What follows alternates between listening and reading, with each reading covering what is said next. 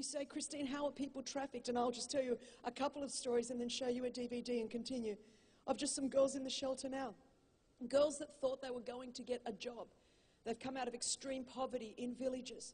Young teenage girls that were tricked, came over across the border, were raped numerous times, and then sold into brothels where they were forced to service, very commonly, 35, 40 men a day.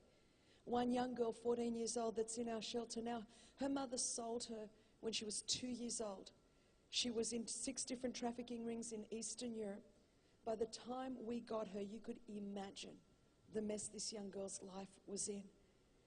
And the truth is, from 2 years old, for only 250 euros, her life was sold and she was forced into sex trafficking. Who would think that this exists in 2010? In 2010. Then we had another young girl who at 22 thought she was coming over to become a hairdresser in Greece. And then she was trafficked. In one case, she serviced multiplied dozens of men a day forced to do this. And the way she got out was she tried to escape by jumping out off a 4th floor balcony to kill herself. And she was unsuccessful in that. And because of our relationship with the anti-trafficking authorities, we were able to get her and begin to see her life restored and renewed in the shelter. Another 5-year-old girl whose mother was taken from Georgia, trafficked through Turkey, was raped in Turkey and beaten. I couldn't even begin to tell you some of the horrific stories where she conceived this child.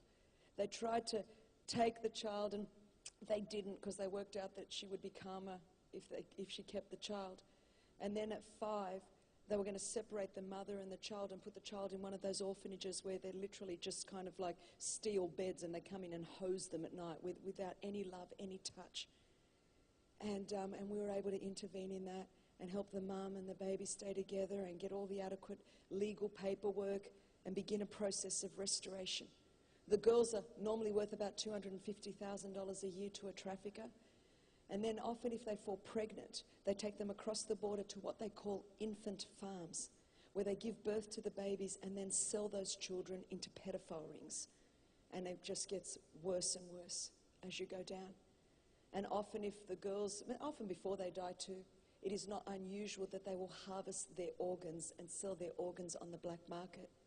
It's not like we're talking about human beings when you talk in these levels. It's like they have them like cattle and begin to sell them off. Who would think, church, on our watch, that this would be happening on the earth?